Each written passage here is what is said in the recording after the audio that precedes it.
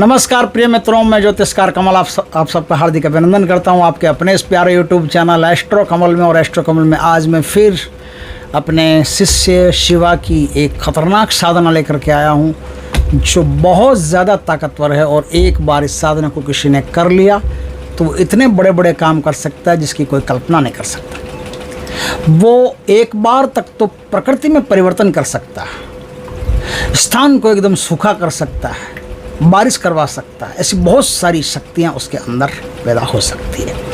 उसके अंदर नहीं, ये जो शैतान है उस शैतान में वो शक्तियाँ रहती हैं। दोस्तों, ये साधना है महाशक्तिशाली शैतान एस्मोडियस की। एस्मोडियस इतना ज़्यादा शक्तिशाली शैतान है कि 72 फॉलन एंजल जो परमात्मा ने धक्का मार करके स्वर्ग से फेंक दिए थे नीचे और वो नरक के शहंशाह बन गए थे, उन्होंने एक नई दुनिया कायम की, नारकीय दुनिया, नरक की दुनिया, हेल। उस हेल का ये प्रिंस ऑफ हेल यानी नरक का राजकुमार माना जाता है। इस साधना को थोड़ा सा गौर से आप देखिएगा, फिर मैं एक बात बताऊंगा, क्योंकि भारत से कुछ ऐसी चीज़ें हैं जो इन क्रिश्चियनिटी की साधना में मिक्स होती लग रही है। ऐसा लग रहा है कि ये जो साधनाएं बताई जा रही है वो भारत के कहीं न कहीं किसी न किसी शक्ति से प्रेरित होकर के बताई जा रही है। साधना अपने आप में नो डाउट बहुत शक्तिशाली, और मुझे भी पता है, जब इसको मैंने गौर किया तो मुझे पता चला कि साधना वास्तव में बहुत शक्तिशाली है। ऐसी कई प्रकार की साधनाएं हैं जो शैतानों की साधना है, डेमोन की साधना है, डेविल्स की साधना है। और इनकी साधना के जरिए आदमी बहुत कुछ कर सकता है। अब बहुत कुछ क्या कर सकता है? ये जो शैतान है ना, ये लुस्ट और वार का अधिपति माना जाता है। दूसरा, भूमि का अधिपति माना जाता है। अब ध्यान से सुनिएगा बात को।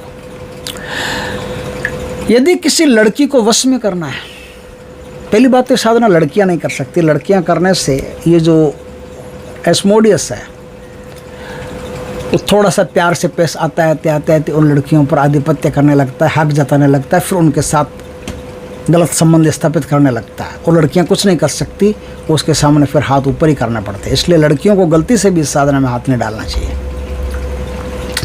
इस साधना सिर्फ लड़कों के लिए है, पुरुषों के लिए है। और पुरुष भी वो जिन्हें भगवान से भरोसा उठ गया है, जिन्हें परमात्मा से, ईश्वर से कोई भी यकीन नहीं, कोई भी आशा नहीं, कोई भी उम्मीद नहीं, सिर्फ वही लोग इस साधना को कर सकते हैं। अब देखिए, किसी लड़की को वश में करना है तो ये वशीकरण नहीं करता। वशीकरण प्रेम से वशीकरण नहीं करता। ये उसके अंदर प्रेम पैदा नहीं करेगा।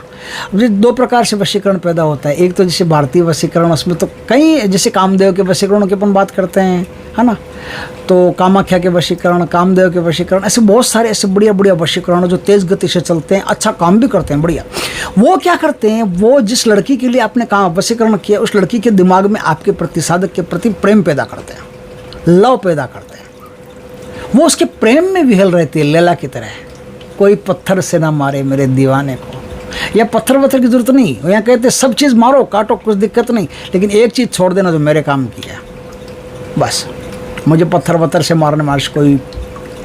ये लुस्ट का देवता है, तो लड़की के दिमाग में सिर्फ संभोग बढ़ता है। लड़की के दिमाग में सिर्फ उस साधक के प्रति भोग की प्रचंड भावना पैदा हो जाती है, प्रचंड भावना।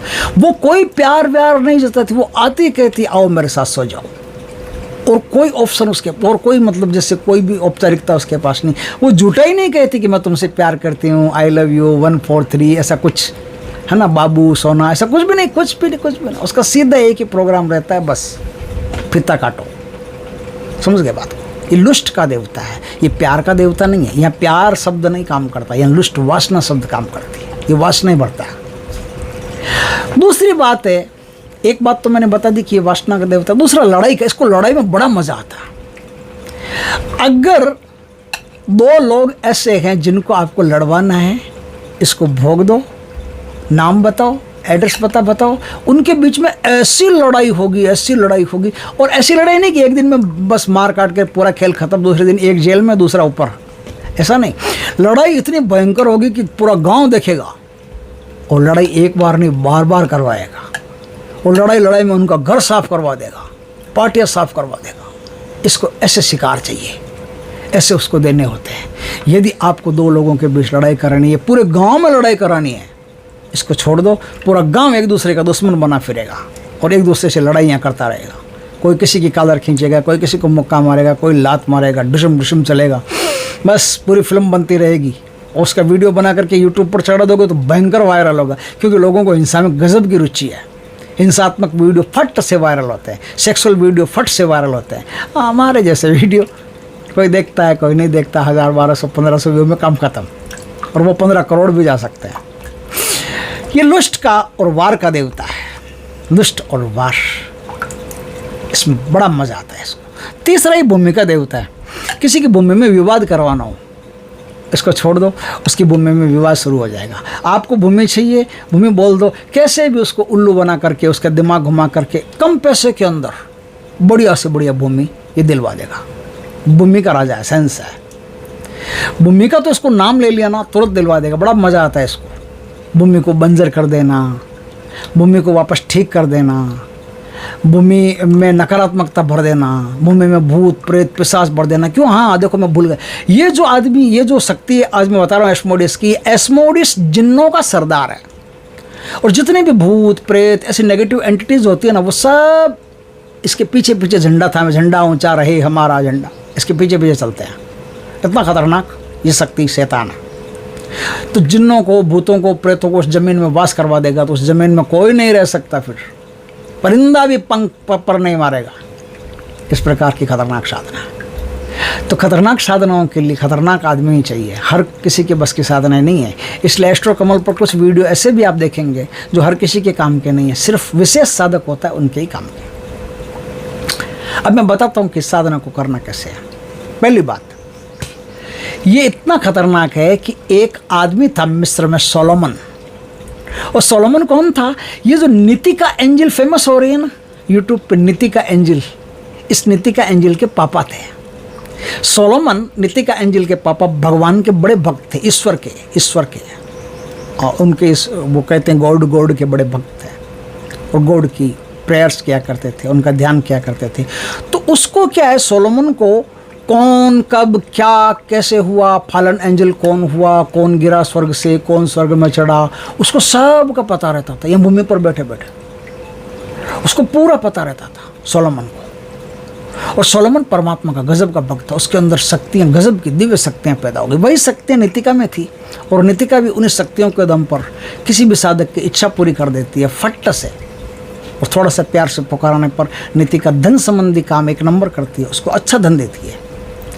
तो सोलोमन को इसी महापुरुष ने ऐसा मीठा मीठा लोभ दे करके, और लूसीफर जो इनका हेड होता है, इन सब का हेड, ये तो प्रिंस है ना, ये राजा थोड़ी है, ये तो नरक का, पाताल का प्रिंस माना जाता है।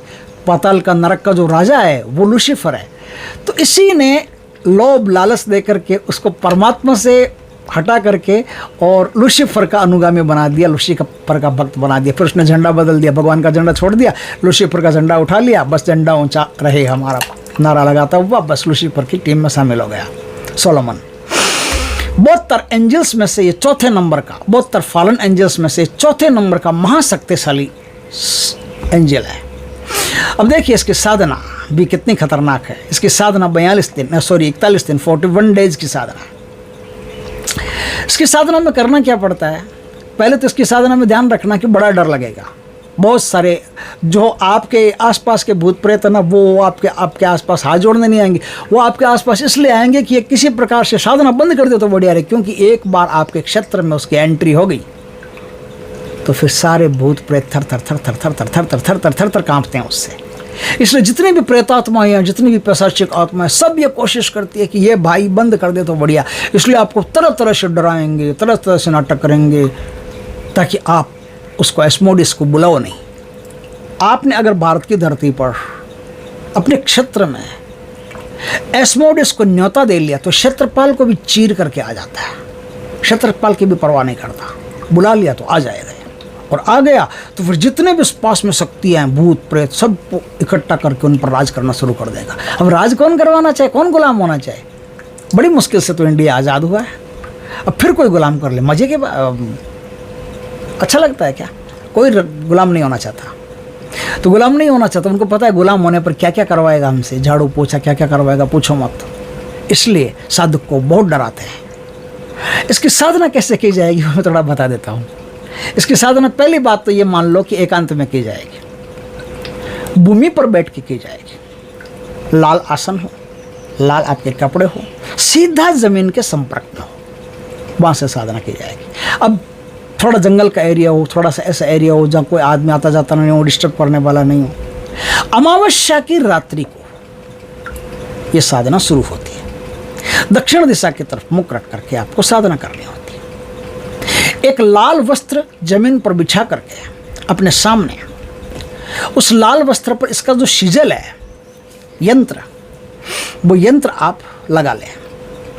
यंत्र लगा करके यंत्र के चारों कोनों में 4 रेड कैंडल, बड़ी वाली भारी वाली, क्योंकि साधना में टाइम लगेगा तो रेड बड़ी कैंडल बीच में बुझनी नहीं चाहिए, इसलिए रेड बड़ी कैंडल लगा लें। एक रेड बड़ी कैंडल अपने और उसके बीच में यानी सिजल के सामने लगा दें, तो 5 कैंडल हो गई। 5 कैंडल आप कैंडल का डब्बा अपने पास रखिएगा, बुझने से पहले दूसरी लगा दीजिएगा, बुझनी नहीं चाहिए कैंडल। और वही पैसाचिक माला अगर भारत में करनी है तो वही पैसाचिक माला से साधना होगी। सिर्फ भैरव का सुरक्षा घेरा लगेगा और किसी का सुरक्षा घेरा काम नहीं आता।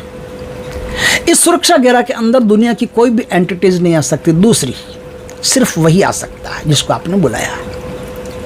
वो आएगा और जो फ्लेम जल रही है, जो आप दोनों के बीच में एक मोमबत्ती जल रही है ना, सिजल के और आपके बीच में, उस मोमबत्ती को सिर्फ वही टच कर सकता है। अब वो आ जाए, आपको पता चल जाए कि सुरक्षा घेरा के भीतर, क्योंकि बहुत बार ऐसा होगा कि आपको कमरे की दीवारें खटखटाना, ये सब करना, वो सब करना, ये सब बहुत सारी आवाज़ें आएगी, साए दिखाई देंगे, चित्कारें सुनाई देगी, बहुत डरावने अनुभव होंगे, लेकिन डरने की कोई बात नहीं। आपके सुरक्षा घेरा के भीतर कोई नहीं आ सकता। और 3 बजे से पहले सुरक्षा घेरे के भीतर से निकलना वर्जित है, चाहे पेशाब लगी हो चाहे कुछ भी लगाओ। पानी एक घूंट पानी से ज़्यादा पानी मत पीना, क्योंकि ज़्यादा पानी पियोगे तो पेशाब लगेगा। तो अगर पानी पीना ही बीच में पड़े, हालांकि खाना पीना कुछ भी नहीं चाहिए, ये 2-3 घंटे जो भी आपको लगे, घंटा लगे, 2 लगे, 3 लगे, जो भी लगे, वो बस उसमें साधना में वहीं बैठा रहना है। रात 12 बजे से साधना होगी, 3 बजे के बाद आपको घेरे से उठना है, चाहे साधना आपकी 10 मिनट में ख़त्म हो गई हो, 3 बजे तक उसी घेरे में आपको बैठा रहना है। अब बीच में अगर साधना के बाद में अगर आपकी कैंडल बुझ गई तो कोई दिक्कत नहीं। साधना में आपको चाहिए क्या क्या वो मैं बता देता हूँ। सिजल है, 5 मोमबत्ती है बड़ी वाली लाल कलर की, ये आपको रखनी है। बढ़िया रेड कलर की वाइन आती है, कांच का एक प्याला, वो जो अंग्रेज़ पीते हैं ना, कांच के प्याले में ऐसे ऐसे करके, वो बियर बार में ऐसे दिखाए जाते हैं, ऐसे फिल्मों में दिखाए जाते हैं। अमिताभ बच्चन भी पीता है शराबी में। वो कांच का प्याला बड़े वाला चाहिए। उस कांच के प्याले को शराब है, हाँ, देशी क्या नहीं, वो अंग्रेजी विस्की, रेड विस्की उसमें डाल करके भर करके वो रेड विस्की चढ़ानी होती है। इन लोगों को छिपकली का खून, लिजार्ड का खून, ड्रैगन का खून मानते हैं उसको, वो ड्रैगन का खून चढ़ाना पड़ता है। ड्रैगन के खून की 4-5 बूंदें आप वहाँ गिरा दें, सिजल के पास में गिरा दी। बढ़िया कोई धूप आपके पास हो, वो धूप आप जला लें। बकरे की कलेजी इनको भोग में रखें। बकरे की कलेजी पहले दिन और आखिरी दिन भोग में रखनी है, बड़ी कलेजी। उसके बाद में थोड़े छोटे पीस रखोगे बीच में तो चलेगा। शराब आपको वहीं रखनी है। ये सब सामान इकट्ठा कर लेना, जो भी सामान वगैरह दो, बस यही होता है इनको। उनको कोई फल फ्रूट वगैरह से कोई लेना देना नहीं होता, मिठाइयों से कोई लेना देना नहीं होता, इनको बस यही चाहिए। तो ये चीज़ चढ़ा दी, ये चीज़ आपको संभाल के रखनी है। इसकी जो सिद्ध माला है, पिशाच माला, उसका विशेष ख्याल रखना। उसे ज़मीन पर कभी गलती से भी मत गिरने देना। कोई ऊंचा स्थान हो वहाँ पे साफ सुथरा व्यवस्था करके, अच्छी तरह से व्यवस्था करके फिर उसको रखना। या खूंटी पर लटका देना है, कैसे भी कर देना, लेकिन ज़मीन पर नहीं गिरे, इस बात का खास ख्याल रखना। अब इसके 2 मंत्र हैं। मंत्र आपको सीखने पड़ेंगे।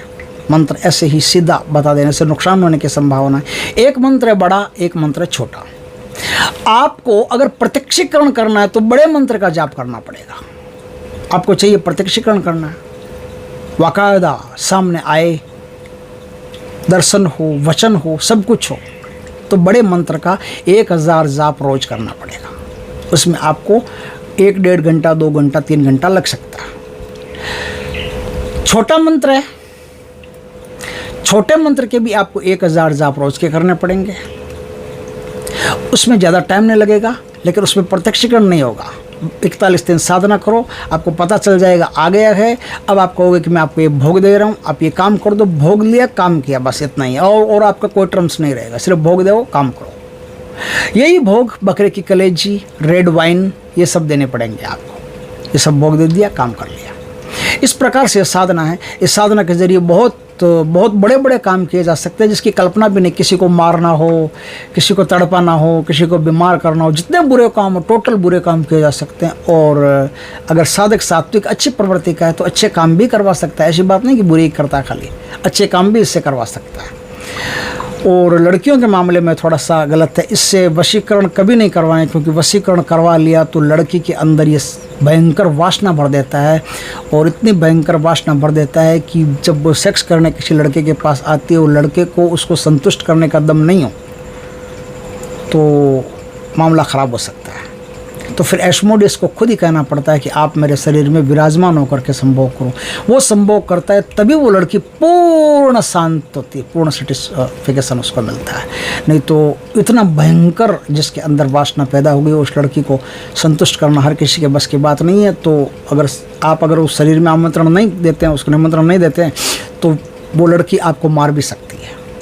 इतनी खतरनाक हो सकती है, या खुद मर सकती है, या आपको भी मार सकती है। वो आर पार का सौदा कर सकती है।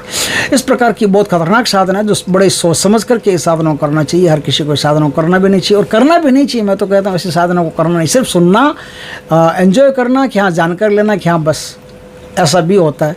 बात क्या है, मैंने कहा कि मुझे लगता है कि भारत से कुछ प्रेरित हैं ये लोग, ईसाइयों के एक समुदाय ने इन साधनाओं पर बड़ी रिसर्च की, गौर किया, इन पर सब काम किए, परिणाम भी देखे।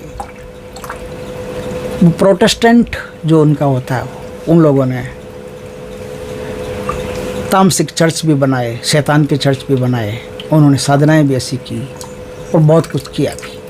इनके बड़े बड़े ग्रुप चलते हैं, जिसमें बड़े बड़े लोग शामिल होते हैं, और वो बड़े बड़े काम, बहुत भारी राजनीतिक काम, उथल पुथल के काम, वो सब करते हैं। तो इसकी जो शुरू से अंत तक अपन देखते हैं ना, तो ये जो शैतान है एस्मोडियस, ये ऐसा लगता है जैसे मंगल का इसने कॉपी किया है।